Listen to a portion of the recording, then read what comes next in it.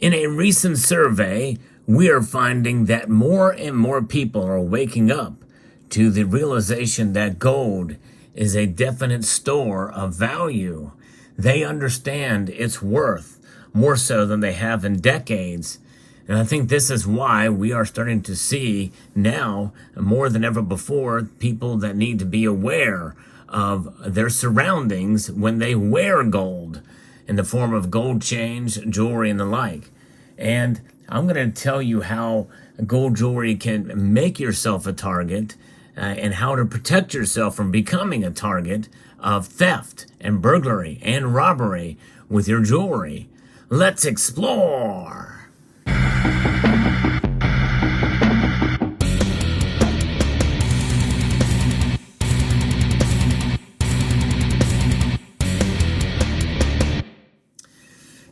Gold jewelry, it's one of the oldest forms of wearable wealth around the planet.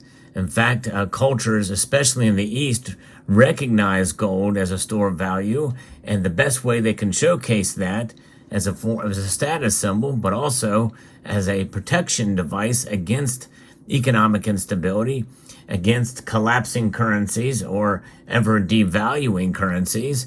They are indeed wearing gold in the form of rings, bracelets, and chains, necklaces, and bracelets, all kinds of different ways that you can showcase your wealth in wearable form. Now, the example that you see before on the screen here, most of this stuff is just gold-plated or very low gold content. In fact, from this pile here, see if you can pick out which piece is actually 24 karat gold. But nonetheless, I'm going to be referencing a story that was shared with me by Silver Honda, who drives a paid-off blue Honda. This is from tribelive.com or triblive.com about a man who was accused of assault, stealing a gold chain after inviting acquaintances to smoke weed. An Allegheny Township man is accused of beating a man and stealing a $1,800 gold chain that he ripped from the man's neck after inviting him to take a ride to smoke marijuana, according to authorities. George Zachary Senko of Dewey Alley was charged with a felony count of robbery and counts of theft, receiving stolen property, simple assault, and criminal mischief in connection with an incident on May 15th. Now, the first red flag here is he invited him to do something which may or may not be legal, depending on where this is. I guess Allegheny, maybe it's Pennsylvania. But nonetheless, whether or not it's legal or not, inviting somebody into your car who has a kind of a known background, maybe it's not a good idea to be flaunting a gold chain around your neck. But they were acquaintances, so apparently they kind of knew each other, at least to some extent. But nonetheless, this is what happened, and he's being detained at the Westmoreland County Jail in lieu of $50,000 cash bond and was ordered to appear in a preliminary court before District Judge Cheryl Peck Yakubik on May the 30th. The day after Senko was charged with robbery, Allegheny Township Police arrested him on felony charge of possession of drugs with the intent to deliver. They also charged him with 2 counts of drug possession and 1 count each of possession of marijuana and possession of drug paraphernalia, along with the 2 traffic violations. So there you go. So apparently this is something that it was not legal. That's your first red flag there, is to be careful if somebody invites you to engage in illegal activity or criminal activity. And that would be your first sign. And the second one is to not be flaunting a nice big $1,800 gold chain around your neck, around somebody who is suspicious, or really around anybody. That's the first way to protect yourself. It's common sense, folks.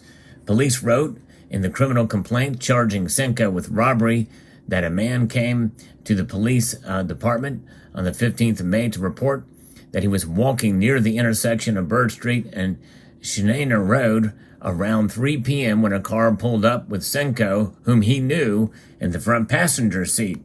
The man told police that he got into the car and after Senko invited him to smoke some marijuana. But when he got into the seat, Senko turned around and began punching him in the head, face, and neck. The man told investigators that Senko grabbed 2 gold chains that he was wearing. The small one was damaged, but Senko wasn't able to pull it off. The man said Senko was able to pull off a large gold rope chain with a gold diamond charm before the man was able to break free and exit the car. Police said that the man had red marks and swelling on his face, neck, and head. In February, state police charged Senko with misdemeanor counts of making terrorist threats and harassment for an incident in Parks Township, according to court records. So this guy's got a record for sure, and this is something that certainly should send red flags. But the thing is nowadays, when you think about all of the activity that's going on economically to the negative side, people are hurting for money. And when you wear jewelry in public, now obviously if you're wearing a band, whether you're married or what have you, a lot of people wear gold bands, but you're seeing more and more lately that people who are married are wearing, other metals for the band. In fact, some of them may even wear sort of a polymer material that's flexible, sort of a rubbery material that in case they work in industry and the machinery can catch it, you're not going to get, lacerated or have your ring finger, destroyed, much like Jimmy Fallon had in an incident that happened with his wedding ring. So you're seeing less and less people wear gold bands, but still there's a great deal of people out there that are wearing them. But that really is not, those aren't really worth as much money as people think, because a lot of those bands are 10 karat or 14 karat tops here in the United States, which is going to bring only a negligible amount of money.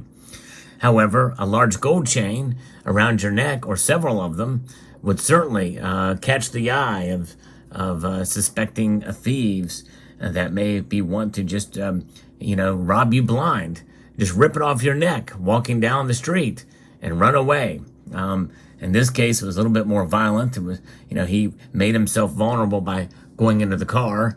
But nonetheless, any kind of jewelry that you have that's flashy, even if it's fake jewelry, can be dangerous, because it can lead to you to be a target of injury or worse, if that's the case. But how to protect yourself, the thing is a lot of people, when they buy jewelry, they do want to show it off. They want to show off the beauty of the jewelry.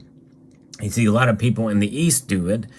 A lot of people in the East, such as India, China, and other nations there in the Far East and some Middle Eastern nations, they wear jewelry as a form of decoration. It's part of their culture. But I think, thievery is a little bit less of a problem there. Typically, during times like that, in countries like that, there's very stiff penalties for thievery that goes on in those countries. Whereas here in the United States, it seems like people are getting away with more and more, especially in the cities, where you can get away with theft. And so this is why you've got to be extra careful with what you wear and how you display your jewelry in public, especially around people that you don't know. And because then you're providing yourself to be a target. And that also includes, very expensive watches. They don't necessarily have to be gold, but they can be like Rolexes and what have you. And just be very careful when you're out and about wearing that kind of material.